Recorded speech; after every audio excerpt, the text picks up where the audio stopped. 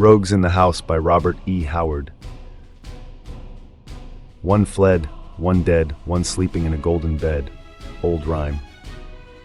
At a court festival, Nabonidus, the red priest who was the real ruler of the city, touched Murillo, the young aristocrat, courteously on the arm. Murillo turned to meet the priest's enigmatic gaze and to wonder at the hidden meaning therein.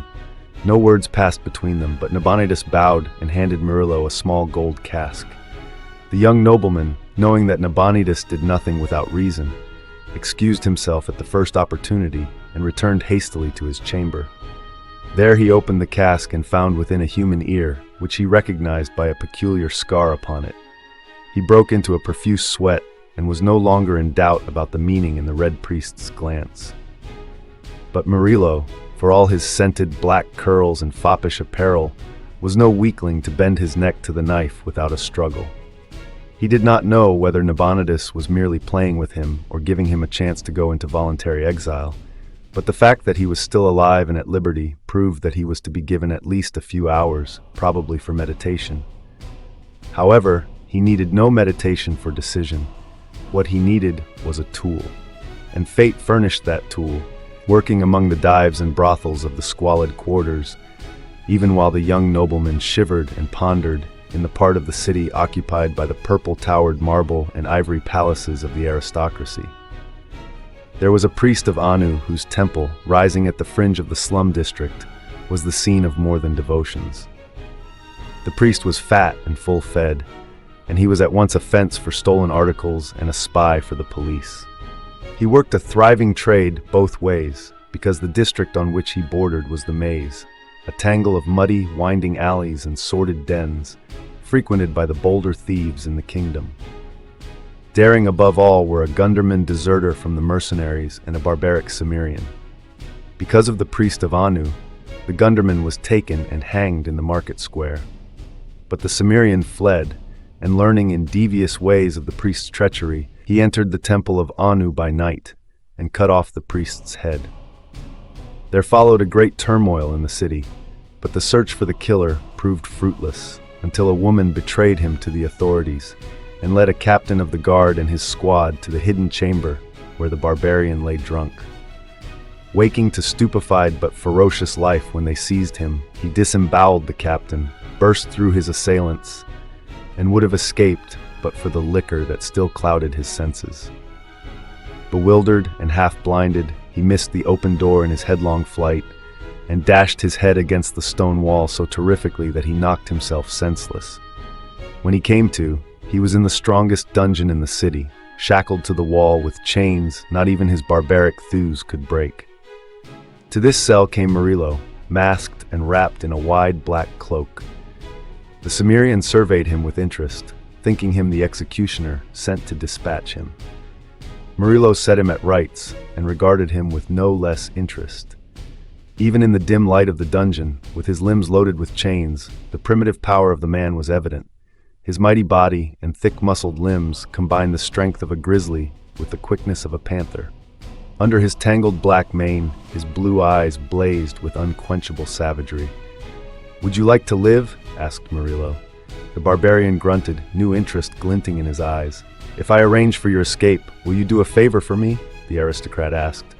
The Cimmerian did not speak, but the intentness of his gaze answered for him. "I want you to kill a man for me." "Who?" Murillo's voice sank to a whisper. "Nabonidus, the king's priest." The Cimmerian showed no sign of surprise or perturbation. He had none of the fear or reverence for authority that civilization instills in men. King or beggar, it was all one to him. Nor did he ask why Murillo had come to him when the quarters were full of cutthroats outside prisons. "When am I to escape?" he demanded. "Within the hour. There is but one guard in this part of the dungeon at night. He can be bribed. He has been bribed. See, here are the keys to your chains. I'll remove them, and after I have been gone an hour, the guard Athicus will unlock the door to your cell.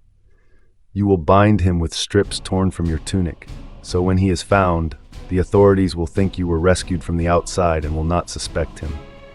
Go at once to the house of the Red Priest and kill him. Then go to the Rat's Den, where a man will meet you and give you a pouch of gold and a horse. With those you can escape from the city and flee the country."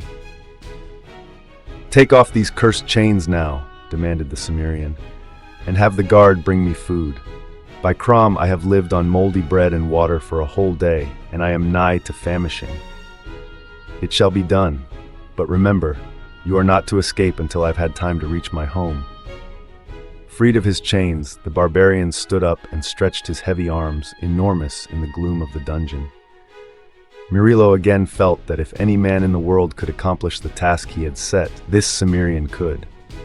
With a few repeated instructions, he left the prison, first directing Athicus to take a platter of beef and ale into the prisoner. He knew he could trust the guard, not only because of the money he had paid, but also because of certain information he possessed regarding the man. When he returned to his chamber, Murillo was in full control of his fears. Nabonidus would strike through the king, of that he was certain. And since the royal guardsmen were not knocking at his door, it was certain that the priest had said nothing to the king so far. Tomorrow he would speak, beyond a doubt, if he lived to see tomorrow. Murillo believed the Cimmerian would keep faith with him. Whether the man would be able to carry out his purpose remained to be seen. Men had attempted to assassinate the Red Priest before, and they had died in hideous and nameless ways. But they had been products of the cities of men, lacking the wolfish instincts of the barbarian. The instant that Murillo, turning the gold cask with its severed ear in his hands, had learned through his secret channels that the Cimmerian had been captured, he had seen a solution of his problem. In his chamber again, he drank a toast to the man, whose name was Conan, and to his success that night. And while he was drinking, one of his spies brought him the news that Athicus had been arrested and thrown into prison. The Cimmerian had not escaped. Murillo felt his blood turn to ice again. He could see in this twist of fate only the sinister hand of Nabonidus, and an eerie obsession began to grow on him that the Red Priest was more than human. A sorcerer who read the minds of his victims and pulled strings on which they danced like puppets. With despair came desperation. Girding a sword beneath his black cloak, he left his house by a hidden way and hurried through the deserted streets. It was just at midnight when he came to the house of Nabonidus, looming blackly among the walled gardens that separated it from the surrounding estates. The wall was high but not impossible to negotiate. Nabonidus did not put his trust in mere barriers of stone. It was what was inside the wall that was to be feared. What these things were, Murillo did not know precisely. He knew there was at least a huge savage dog that roamed the gardens and had on occasion torn an intruder to pieces as a hound rends a rabbit. What else there might be, he did not care to conjecture. Men who had been allowed to enter the house on brief, legitimate business reported that Nabonidus dwelt among rich furnishings, yet simply attended by a surprisingly small number of servants. Indeed, they mentioned only one as having been visible, a tall, silent man called Joka. Someone else, presumably a slave, had been heard moving about in the recesses of the house, but this person no one had ever seen. The greatest mystery of the mysterious house was Nabonidus himself, whose power of intrigue and grasp on international politics had made him the strongest man in the kingdom. People, chancellor and king, moved puppet-like on the strings he worked. Murillo scaled the wall and dropped down into the gardens, which were expanses of shadow, darkened by clumps of shrubbery and waving foliage.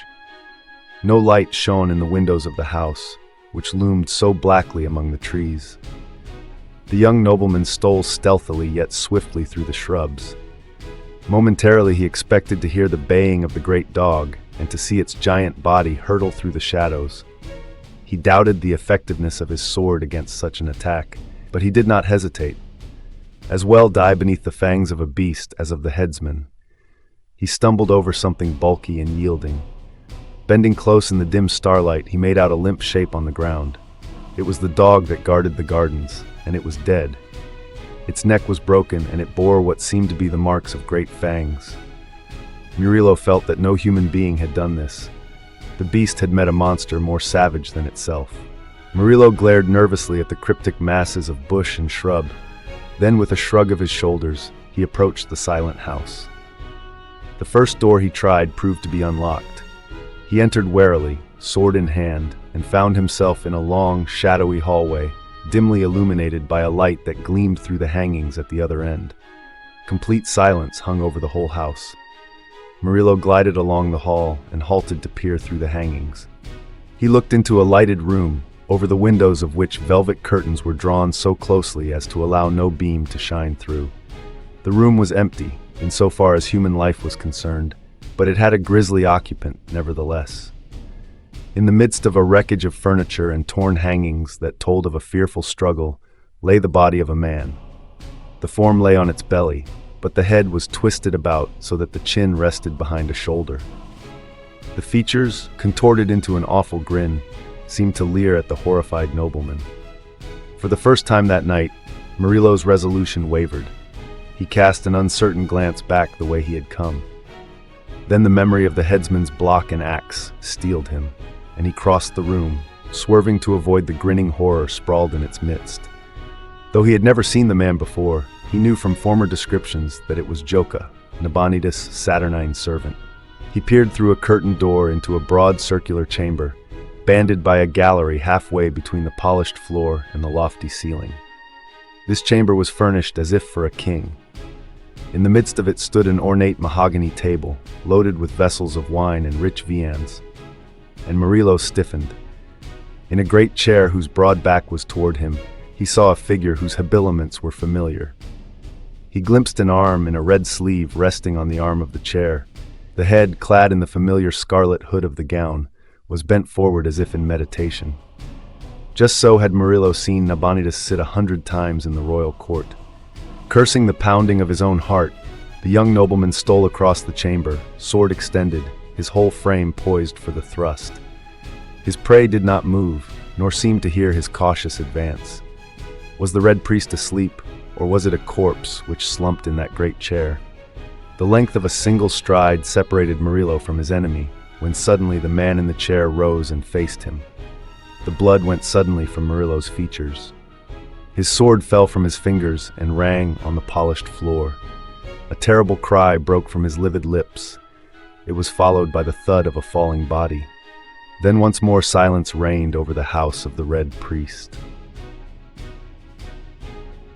Chapter 2. Shortly after Murillo left the dungeon where Conan the Cimmerian was confined, Athicus brought the prisoner a platter of food, which included, among other things, a huge joint of beef and a tankard of ale. Conan fell to voraciously, and Athicus made a final round of the cells to see that all was in order and that none should witness the pretended prison break. It was while he was so occupied that a squad of guardsmen marched into the prison and placed him under arrest. Murillo had been mistaken when he assumed this arrest denoted discovery of Conan's planned escape. It was another matter. Athicus had become careless in his dealings with the underworld, and one of his past sins had caught up with him. Another jailer took his place, a stolid, dependable creature whom no amount of bribery could have shaken from his duty. He was unimaginative, but he had an exalted idea of the importance of his job. After Athicus had been marched away to be formally arraigned before a magistrate, this jailer made the rounds of the cell as a matter of routine. As he passed that of Conan, his sense of propriety was shocked and outraged to see the prisoner free of his chains and in the act of gnawing the last shreds of meat from a huge beef bone. The jailer was so upset that he made the mistake of entering the cell alone without calling guards from the other parts of the prison. It was his first mistake in the line of duty and his last. Conan brained him with the beef bone, took his poniard and his keys, and made a leisurely departure. As Murillo had said, only one guard was on duty there at night. The Cimmerian passed himself outside the walls by means of the keys he had taken, and presently emerged into the outer air, as free as if Murillo's plan had been successful. In the shadows of the prison walls, Conan paused to decide his next course of action. It occurred to him that since he had escaped through his own actions, he owed nothing to Murillo. Yet it had been the young nobleman who had removed his chains and had the food sent to him, without either of which his escape would have been impossible. Conan decided that he was indebted to Murillo, and, since he was a man who discharged his obligations eventually, he determined to carry out his promise to the young aristocrat. But first, he had some business of his own to attend to. He discarded his ragged tunic and moved off through the night naked but for a loincloth. As he went, he fingered the poniard he had captured, a murderous weapon with a broad, double-edged blade 19 inches long. He slunk along alleys and shadowed plazas until he came to the district which was his destination, the maze. Along its labyrinthian ways he went with the certainty of familiarity. It was indeed a maze of black alleys and enclosed courts and devious ways, of furtive sounds and stenches. There was no paving on the streets, mud and filth mingled in an unsavory mess. Sewers were unknown, refuse was dumped into the alleys to form reeking heaps and puddles. Unless a man walked with care, he was likely to lose his footing and plunge waist-deep into nauseous pools. Nor was it uncommon to stumble over a corpse lying with its throat cut or its head knocked in the mud. Honest folk shunned the maze with good reason. Conan reached his destination without being seen, just as one he wished fervently to meet was leaving it. As the Cimmerian slunk into the courtyard below, the girl who had sold him to the police was taking leave of her new lover in a chamber one flight up. This young thug, her door closed behind him, groped his way down a creaking flight of stairs, intent on his own meditations, which, like those of most of the denizens of the maze, had to do with the unlawful acquirement of property. Partway down the stairs, he halted suddenly, his hair standing up. A vague bulk crouched in the darkness before him. A pair of eyes blazed like the eyes of a hunting beast. A beast-like snarl was the last thing he heard in life, as the monster lurched against him and a keen blade ripped through his belly. He gave one gasping cry and slumped down limply on the stairway. The barbarian loomed above him for an instant, ghoul-like, his eyes burning in the gloom. He knew the sound was heard, but the people in the maze were careful to attend to their own business. A death cry on darkened stairs was nothing unusual. Later, someone would venture to investigate, but only after a reasonable lapse of time. Conan went up the stairs and halted at a door he knew well of old. It was fastened within, but his blade passed between the door and the jamb and lifted the bar. He stepped inside, closing the door after him, and faced the girl who had betrayed him to the police. The wench was sitting cross-legged in her shift on her unkempt bed. She turned white and stared at him as if at a ghost. She had heard the cry from the stairs, and she saw the red stain on the poniard in his hand. But she was too filled with terror on her own account to waste any time lamenting the evident fate of her lover. She began to beg for her life, almost incoherent with terror. Conan did not reply. He merely stood and glared at her with his burning eyes, testing the edge of his poniard with a calloused thumb. At last he crossed the chamber, while she cowered back against the wall, sobbing frantic pleas for mercy. Grasping her yellow locks with no gentle hand, he dragged her off the bed. Thrusting his blade in the sheath, he tucked his squirming captive under his left arm and strode to the window. As in most houses of that type, a ledge encircled each story, caused by the continuance of the window ledges. Conan kicked the window open and stepped out on that narrow band. If any had been near or awake, they would have witnessed the bizarre sight of a man moving carefully along the ledge, carrying a kicking, half-naked wench under his arm. They would have been no more puzzled than the girl. Reaching the spot he sought, Conan halted, gripping the wall with his free hand. Inside the building rose a sudden clamor, showing that the body had at last been discovered. His captive whimpered and twisted, renewing her importunities. Conan glanced down into the muck and slime of the alleys below. He listened briefly to the clamor inside and the pleas of the wench. Then he dropped her with great accuracy into a cesspool. Illustration. He dropped her with great accuracy into a cesspool. He enjoyed her kickings and flounderings and the concentrated venom of her profanity for a few seconds, and even allowed himself a low rumble of laughter. Then he lifted his head, listened to the growing tumult within the building, and decided it was time for him to kill Nabonidus. Chapter 3. It was a reverberating clang of metal that roused Murillo. He groaned and struggled dazedly to a sitting position. About him, all was silence and darkness, and for an instant he was sickened with the fear that he was blind. Then he remembered what had gone before, and his flesh crawled. By the sense of touch, he found that he was lying on a floor of evenly joined stone slabs. Further groping discovered a wall of the same material. He rose and leaned against it, trying in vain to orient himself. That he was in some sort of a prison seemed certain, but where and how long he was unable to guess. He remembered dimly a clashing noise and wondered if it had been the iron door of his dungeon closing on him, or if it betokened the entrance of an executioner.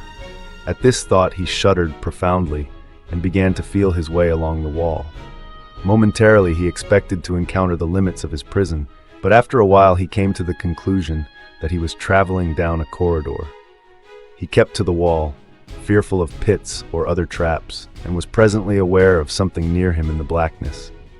He could see nothing, but either his ears had caught a stealthy sound, or some subconscious sense warned him. He stopped short, his hair standing on end. As surely as he lived, he felt the presence of some living creature crouching in the darkness in front of him. He thought his heart would stop when a voice hissed in a barbaric accent. "Murillo, is it you?" "Conan!" Limp from the reaction, the young nobleman groped in the darkness, and his hands encountered a pair of great naked shoulders. "A good thing I recognized you," grunted the barbarian. "I was about to stick you like a fattened pig." "Where are we, in Mitra's name?" "In the pits under the Red Priest's house." "But why?" "What is the time?" "Not long after midnight." Murillo shook his head, trying to assemble his scattered wits. "What are you doing here?" demanded the Cimmerian. "I came to kill Nabonidus. I heard they had changed the guard at your prison." "They did," growled Conan. "I broke the new jailer's head and walked out. I would have been here hours agone, but I had some personal business to attend to." "Well, shall we hunt for Nabonidus?" Murillo shuddered. "Conan, we are in the house of the Archfiend. I came seeking a human enemy. I found a hairy devil out of hell." Conan grunted uncertainly. Fearless as a wounded tiger as far as human foes were concerned, he had all the superstitious dreads of the primitive.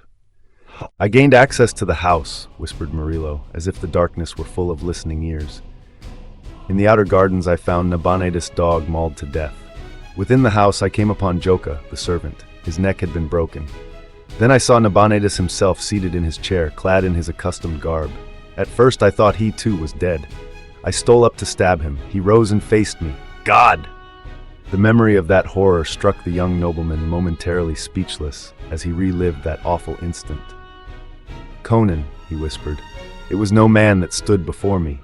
In body and posture, it was not unlike a man, but from the scarlet hood of the priest grinned a face of madness and nightmare. It was covered with black hair, from which small pig-like eyes glared redly.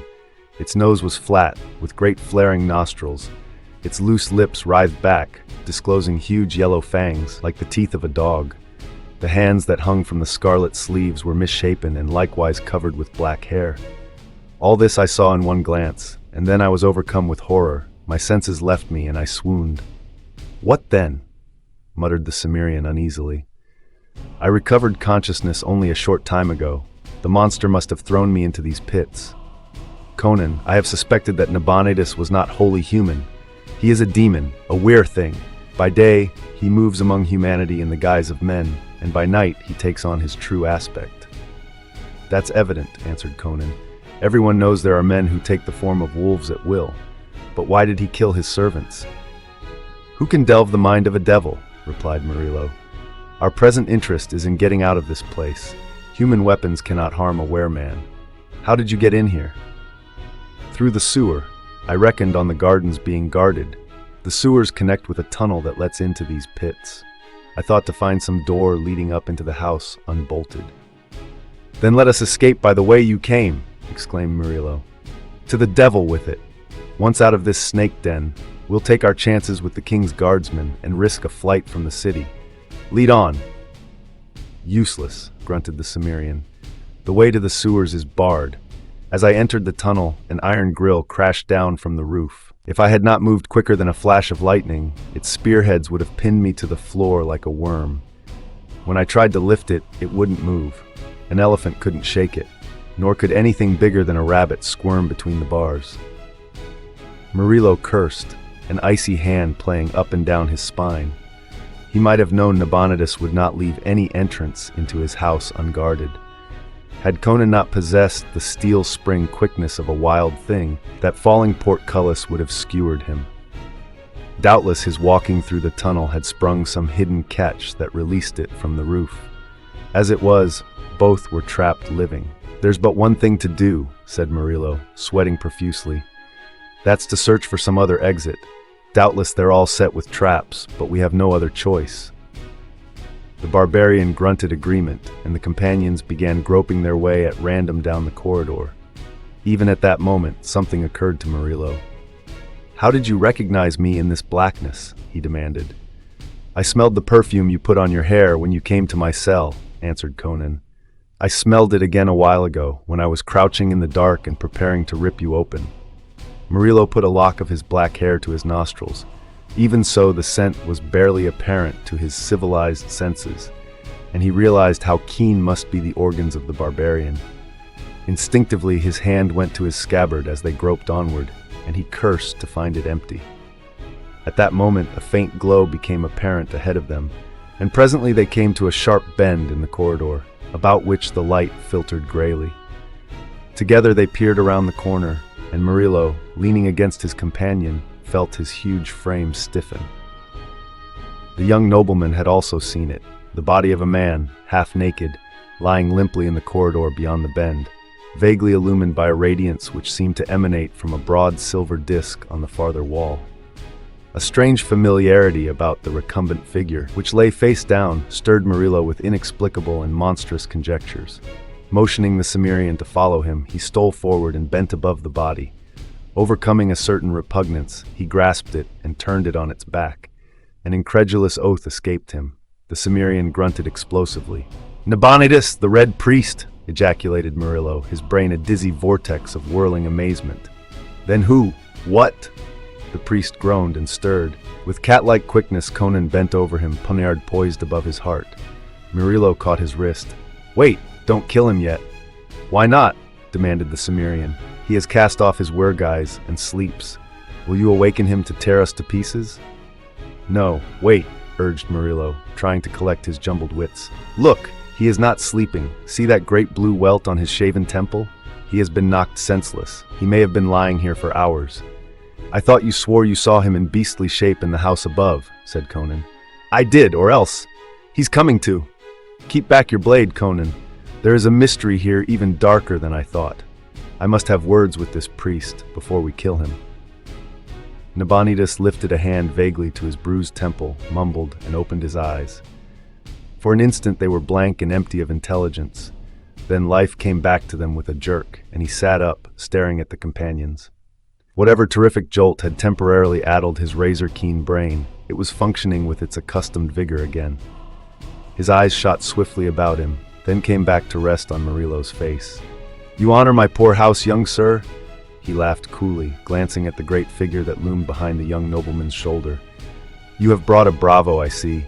Was your sword not sufficient to sever the life of my humble self?" "Enough of this," impatiently returned Murillo. "How long have you lain here?" "A peculiar question to put to a man just recovering consciousness," answered the priest. "I do not know what time it now is, but it lacked an hour or so of midnight when I was set upon." "Then who is it that masquerades in your own gown in the house above?" demanded Murillo. "That will be Thak," answered Nabonidus, ruefully fingering his bruises. "Yes, that will be Thak. And in my own gown? The dog." Conan, who comprehended none of this, stirred restlessly and growled something in his own tongue. Nabonidus glanced at him whimsically. "Your bully's knife yearns for my heart, Murillo," he said. "I thought you might be wise enough to take my warning and leave the city." "How was I to know that was to be granted me?" returned Murillo. "At any rate, my interests are here." "You are in good company with that cutthroat," murmured Nabonidus. "I had suspected you for some time. That was why I caused that pallid court secretary to disappear. Before he died, he told me many things, among others the name of the young nobleman who bribed him to filch state secrets, which the nobleman in turn sold to rival powers. Are you not ashamed of yourself, Murillo, you white-handed thief?" "I have no more cause for shame than you vulture-hearted plunderer," answered Murillo promptly. "You exploit a whole kingdom for your personal greed, and under the guise of disinterested statesmanship, you swindle the king, beggar the rich, oppress the poor, and sacrifice the whole future of the nation for your ruthless ambition. You are no more than a fat hog with his snout in the trough. You are a greater thief than I am. This Cimmerian is the most honest man of the three of us, because he steals and murders openly." "Well then, we are all rogues together," agreed Nabonidus equably. "And what now? My life?" "When I saw the ear of the secretary that had disappeared, I knew I was doomed," said Murillo abruptly, "and I believed you would invoke the authority of the king. Was I right?" "Quite so," answered the priest. "A court secretary is easy to do away with, but you are a bit too prominent. I had intended telling the king a jest about you in the morning." "A jest that would have cost me my head," muttered Murillo. "The king is unaware of my foreign enterprises?" "As yet," sighed Nabonidus. "And now, since I see your companion has his knife, I fear that jest will never be told." "You should know how to get out of these rat dens," said Murillo. "Suppose I agree to spare your life. Will you help us to escape and swear to keep silent about my thievery?" "When did a priest keep an oath?" complained Conan, comprehending the trend of the conversation. "Let me cut his throat. I want to see what color his blood is. They say in the maze that his heart is black, so his blood must be black too." "Be quiet," whispered Murillo. "If he does not show us the way out of these pits, we may rot here." "Well, Nabonidus, what do you say?" "What does a wolf with his leg in the trap say?" laughed the priest. "I am in your power, and if we are to escape, we must aid one another. I swear, if we survive this adventure, to forget all your shifty dealings. I swear by the soul of Mitra." "I am satisfied," muttered Murillo. "Even the Red Priest would not break that oath. Now to get out of here." My friend here entered by way of the tunnel, but a grill fell behind him and blocked the way. "Can you cause it to be lifted?" "Not from these pits," answered the priest. "The control lever is in the chamber above the tunnel. There is only one other way out of these pits, which I will show you. But tell me, how did you come here?" Murillo told him in a few words, and Nabonidus nodded, rising stiffly. He limped down the corridor, which here widened into a sort of vast chamber, and approached the distant silver disc. As they advanced, the light increased, though it never became anything but a dim, shadowy radiance. Near the disc, they saw a narrow stair leading upward. "That is the other exit," said Nabonidus, "and I strongly doubt if the door at the head is bolted. But I have an idea that he who would go through that door had better cut his own throat first. Look into the disc." What had seemed a silver plate was in reality a great mirror set in the wall. A confusing system of copper-like tubes jutted out from the wall above it, bending down toward it at right angles. Glancing into these tubes, Murillo saw a bewildering array of smaller mirrors. He turned his attention to the larger mirror in the wall, and ejaculated in amazement. Peering over his shoulder, Conan grunted. They seemed to be looking through a broad window into a well-lighted chamber. There were broad mirrors on the walls, with velvet hangings between. There were silken couches, chairs of ebony and ivory, and curtained doorways leading off from the chamber. And before one doorway, which was not curtained, sat a bulky black object that contrasted grotesquely with the richness of the chamber. Murillo felt his blood freeze again as he looked at the horror, which seemed to be staring directly into his eyes. Involuntarily he recoiled from the mirror, while Conan thrust his head truculently forward, till his jaws almost touched the surface, growling some threat or defiance in his own barbaric tongue. "In Mitra's name, Nabonidus," gasped Murillo, shaken. "What is it?" "That is Thak," answered the priest, caressing his temple. "Some would call him an ape, but he is almost as different from a real ape as he is different from a real man. His people dwell far to the east, in the mountains that fringe the eastern frontiers of Zamora. There are not many of them, but if they are not exterminated, I believe they will become human beings in perhaps 100,000 years. They are in the formative stage. They are neither apes, as their remote ancestors were, nor men, as their remote descendants may be. They dwell in the high crags of well-nigh inaccessible mountains, knowing nothing of fire or the making of shelter or garments or the use of weapons. Yet they have a language of a sort, consisting mainly of grunts and clicks. I took Thak when he was a cub, and he learned what I taught him much more swiftly and thoroughly than any true animal could have done.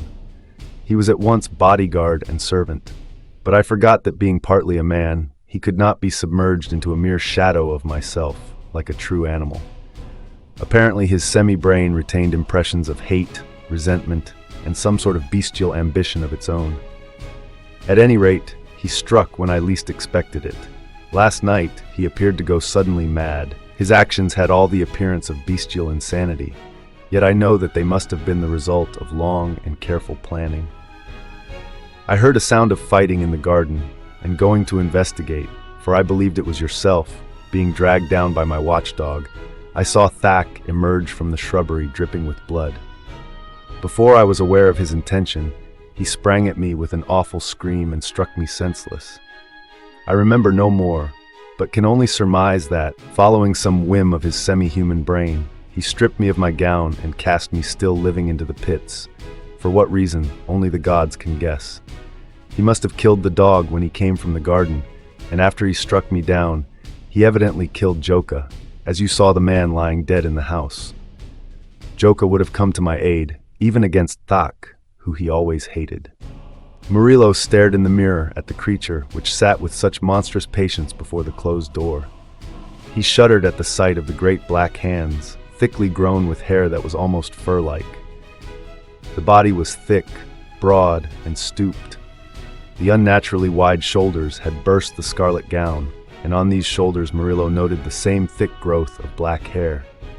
The face peering from the scarlet hood was utterly bestial, and yet Murillo realized that Nabonidus spoke truth when he said that Thak was not wholly a beast. There was something in the red, murky eyes, something in the creature's clumsy posture, something in the whole appearance of the thing that set it apart from the truly animal. That monstrous body housed a brain and soul that were just budding awfully into something vaguely human. Murillo stood aghast as he recognized a faint and hideous kinship between his kind and that squatting monstrosity, and he was nauseated by a fleeting realization of the abysses of bellowing bestiality up through which humanity had painfully toiled. "Surely he sees us," muttered Conan. "Why does he not charge us? He could break this window with ease." Murillo realized that Conan supposed the mirror to be a window through which they were looking. "He does not see us," answered the priest. "We are looking into the chamber above us. That door that Thak is guarding is the one at the head of these stairs. It is simply an arrangement of mirrors. Do you see those mirrors on the walls? They transmit the reflection of the room into these tubes, down which other mirrors carry it to reflect it at last on an enlarged scale in this great mirror." Murillo realized that the priest must be centuries ahead of his generation to perfect such an invention, but Conan put it down to witchcraft and troubled his head no more about it. "I constructed these pits for a place of refuge as well as a dungeon," the priest was saying. "There are times when I have taken refuge here, and, through these mirrors, watched doom fall upon those who sought me with ill intent." "But why is Thak watching that door?" demanded Murillo. "He must have heard the falling of the grating in the tunnel. It is connected with bells in the chambers above. He knows someone is in the pits, and he is waiting for him to come up the stairs. Oh, he has learned well the lessons I taught him. He has seen what happened to men who come through that door, when I tugged at the rope that hangs on yonder wall, and he waits to mimic me." "And while he waits, what are we to do?" demanded Murillo. "There is naught we can do, except watch him. As long as he is in that chamber, we dare not ascend the stairs. He has the strength of a true gorilla and could easily tear us all to pieces. But he does not need to exert his muscles. If we open that door, he has but to tug that rope and blast us into eternity." "How?" "I bargained to help you escape," answered the priest, "not to betray my secrets." Murillo started to reply, then stiffened suddenly. A stealthy hand had parted the curtains of one of the doorways. Between them appeared a dark face whose glittering eyes fixed menacingly on the squat form in the scarlet robe. "Patris!" hissed Nabonidus. "Mitra, what a gathering of vultures this night is!" The face remained framed between the parted curtains. Over the intruder's shoulder other faces peered, dark, thin faces, alight with sinister eagerness. "What do they hear?" muttered Murillo, unconsciously lowering his voice, although he knew they could not hear him. "Why, what would Patrius and his ardent young nationalists be doing in the house of the Red Priest?" laughed Nabonidus. "Look how eagerly they glare at the figure they think is their archenemy. They have fallen into your error. It should be amusing to watch their expressions when they are disillusioned." Murillo did not reply. The whole affair had a distinctly unreal atmosphere. He felt as if he were watching the play of puppets, or as a disembodied ghost himself, impersonally viewing the actions of the living, his presence unseen and unsuspected. He saw Petrus put his finger warningly to his lips and nod to his fellow conspirators. The young nobleman could not tell if Thak was aware of the intruders. The ape-man's position had not changed, as he sat with his back toward the door through which the men were gliding. "They had the same idea you had," Nabonidus was muttering at his ear. "Only their reasons were patriotic rather than selfish. Easy to gain access to my house now that the dog is dead. Oh, what a chance to rid myself of their menace once and for all! If I were sitting where Thak sits, a leap to the wall, a tug on that rope." Petrus had placed one foot lightly over the threshold of the chamber. His fellows were at his heels, their daggers glinting dully. Suddenly Thak rose and wheeled toward them. The unexpected horror of his appearance, where they had thought to behold the hated but familiar countenance of Nabonidus, wrought havoc with their nerves as the same spectacle had wrought upon Murillo.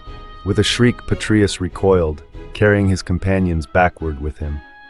They stumbled and floundered over each other, and in that instant Thak, covering the distance in one prodigious, grotesque leap, caught and jerked powerfully at a thick velvet rope which hung near the doorway.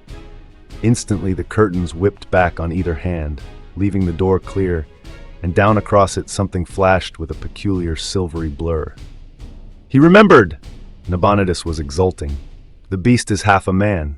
He had seen the doom performed and he remembered. Watch now, watch, watch." Murillo saw that it was a panel of heavy glass that had fallen across the doorway. Through it he saw the pallid faces of the conspirators. Petrus, throwing out his hands as if to ward off a charge from Thak, encountered the transparent barrier and from his gestures said something to his companions. Now that the curtains were drawn back, the men in the pits could see all that took place in the chamber that contained the nationalists. Completely unnerved, these ran across the chamber toward the door by which they had apparently entered, only to halt suddenly as if stopped by an invisible wall. "The jerk of the rope sealed that chamber," laughed Nabonidus. "It is simple. The glass panels work in grooves in the doorways. Jerking the rope trips the spring that holds them. They slide down and lock in place and can only be worked from outside. The glass is unbreakable. A man with a mallet could not shatter it." "Ah!" The trapped men were in a hysteria of fright. They ran wildly from one door to another, beating vainly at the crystal walls, shaking their fists wildly at the implacable black shape which squatted outside.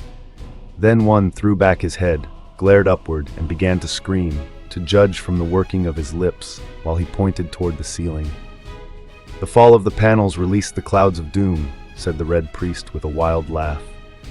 "The dust of the gray lotus from the swamps of the dead beyond the land of Kitai." In the middle of the ceiling hung a cluster of gold buds.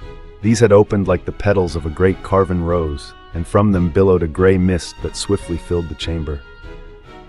Instantly the scene changed from one of hysteria to one of madness and horror. The trapped men began to stagger. They ran in drunken circles. Froth dripped from their lips, which twisted as in awful laughter. Raging, they fell upon one another with daggers and teeth, slashing, tearing, slaying in a holocaust of madness.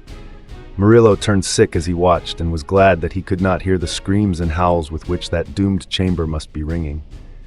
Like pictures thrown on a screen, it was silent. Outside the chamber of horror, Thak was leaping up and down in brutish glee, tossing his long hairy arms on high. At Murillo's shoulder, Nabonidus was laughing like a fiend. "Ah, a good stroke, Petrus. That fairly disemboweled him. Now one for you, my patriotic friend. So, they are all down, and the living tear the flesh of the dead with their slavering teeth." Murillo shuddered. Behind him the Cimmerian swore softly in his uncouth tongue. Only death was to be seen in the chamber of the gray mist. Torn, gashed, and mangled, the conspirators lay in a red heap, gaping mouths and blood-dabbled faces staring blankly upward through the slowly swirling eddies of gray. Thak, stooping like a giant gnome, approached the wall where the rope hung and gave it a peculiar sidewise pull. "He is opening the farther door," said Nabonidus. "By Mitra, he is more of a human than even I had guessed. See, the mist swirls out of the chamber and is dissipated. He waits to be safe. Now he raises the other panel. He is cautious. He knows the doom of the Grey Lotus, which brings madness and death. By Mitra." Murillo jerked about at the electric quality of the exclamation.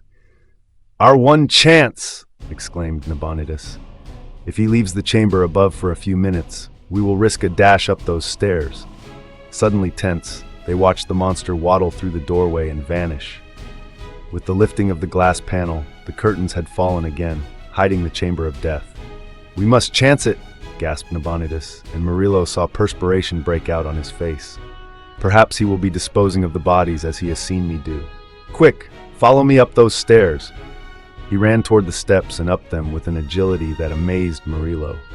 The young nobleman and the barbarian were close at his heels, and they heard his gusty sigh of relief as he threw open the door at the top of the stairs. They burst into the broad chamber they had seen mirrored below. Thak was nowhere to be seen. "He's in that chamber with the corpses," exclaimed Murillo. "Why not trap him there as he trapped them?" No, gasped Nabonidus, an unaccustomed pallor tinging his features. "We do not know that he is in there. He might emerge before we could reach the trap rope anyway. Follow me into the corridor. I must reach my chamber and obtain weapons which will destroy him. This corridor is the only one opening from this chamber which is not set with a trap of some kind."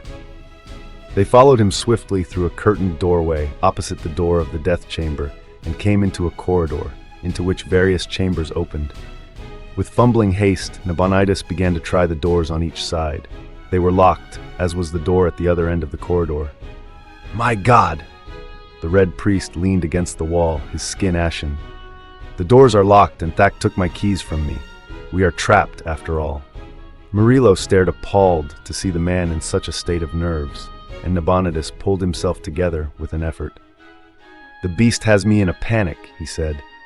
"If you had seen him tear men as I have seen, well, Mitra ate us, but we must fight him now with what the gods have given us. Come." He led them back to the curtained doorway and peered into the great chamber in time to see Thak emerge from the opposite doorway. It was apparent that the beast man had suspected something. His small, close-set ears twitched. He glared angrily about him and, approaching the nearest doorway, tore aside the curtains to look behind them. Nabonidus drew back, shaking like a leaf. He gripped Conan's shoulder. "Man, do you dare pit your knife against his fangs?" "Quick!" the red priest whispered, thrusting him behind the curtains, close against the wall. "As he will find us soon enough, we will draw him to us. As he rushes past you, sink your blade in his back if you can. You, Murillo, show yourself to him, and then flee up the corridor. Mitra knows we have no chance with him in hand-to-hand combat, but we are doomed anyway when he finds us." Murillo felt his blood congeal in his veins, but he steeled himself and stepped outside the doorway. Instantly Thak, on the other side of the chamber, wheeled, glared, and charged with a thunderous roar. His scarlet hood had fallen back, revealing his black, misshapen head. His black hands and red robe were splashed with a brighter red. He was like a crimson and black nightmare as he rushed across the chamber, fangs bared, his bowed legs hurtling his enormous body along at a terrifying gait. Murillo turned and ran back into the corridor, and quick as he was, the shaggy horror was almost at his heels. Then, as the monster rushed past the curtains, from among them catapulted a great form that struck full on the ape-man's shoulders, at the same instant driving the poniard into the brutish back. Thak screamed horribly as the impact knocked him off his feet, and the combatants hit the floor together. Instantly there began a whirl and thrash of limbs, the tearing and rending of a fiendish battle. Murillo saw that the barbarian had locked his legs about the ape-man's torso and was striving to maintain his position on the monster's back while he butchered it with his poniard. Thak, on the other hand, was striving to dislodge his clinging foe, to drag him around within reach of the giant fangs that gaped for his flesh. In a whirlwind of blows and scarlet tatters they rolled along the corridor, revolving so swiftly that Murillo dared not use the chair he had caught up, lest he strike the Cimmerian. And he saw that in spite of the handicap of Conan's first hold, and the voluminous robe that lashed and wrapped about the ape-man's limbs and body, Thak's giant strength was swiftly prevailing. Inexorably, he was dragging the Cimmerian around in front of him. The ape-man had taken punishment enough to have killed a dozen men. Conan's poniard had sunk again and again into his torso, shoulders, and bull-like neck. He was streaming blood from a score of wounds. But unless the blade quickly reached some absolutely vital spot, Thak's inhuman vitality would survive to finish the Cimmerian and, after him, Conan's companions. Conan was fighting like a wild beast himself, in silence except for his gasps of effort. The black talons of the monster and the awful grasp of those misshapen hands ripped and tore at him. The grinning jaws gaped for his throat.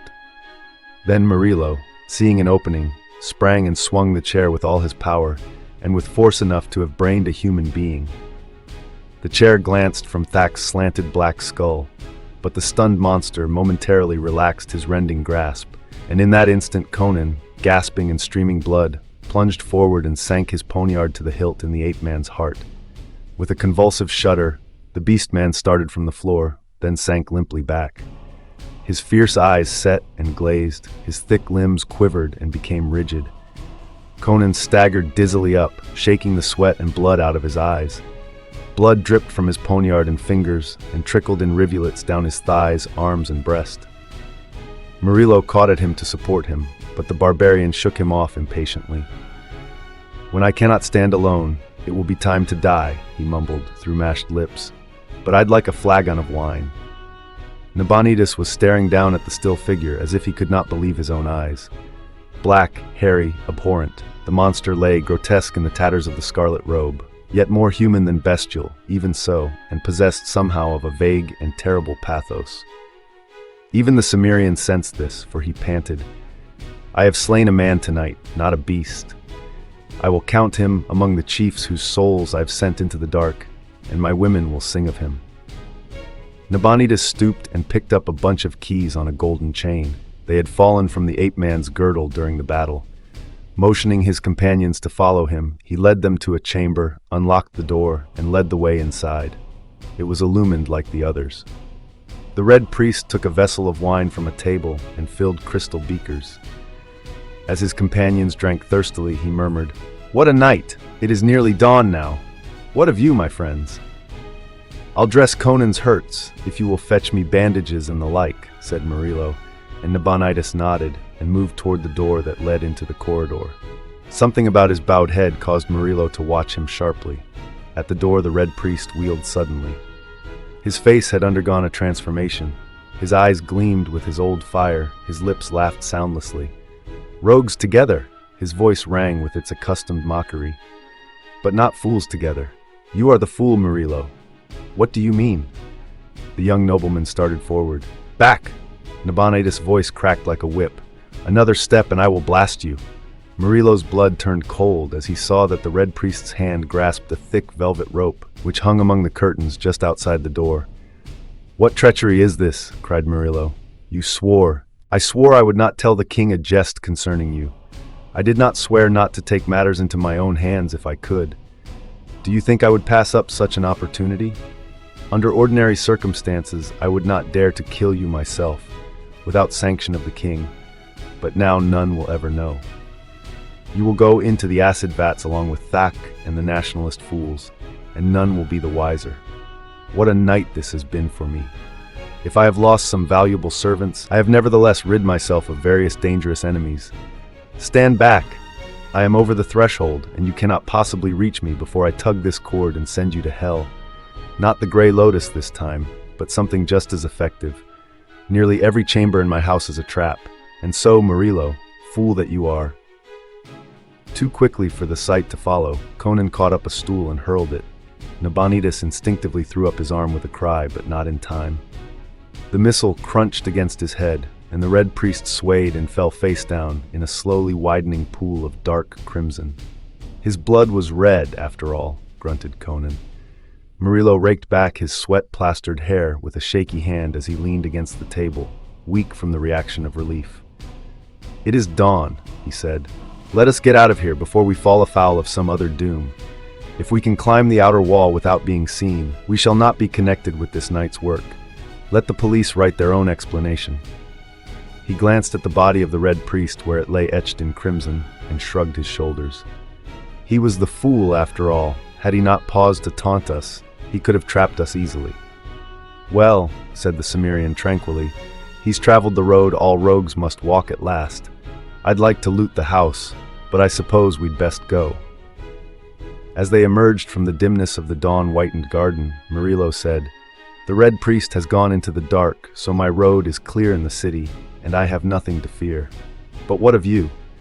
There is still the matter of that priest in the maze, and—" "I'm tired of this city anyway," grinned the Cimmerian.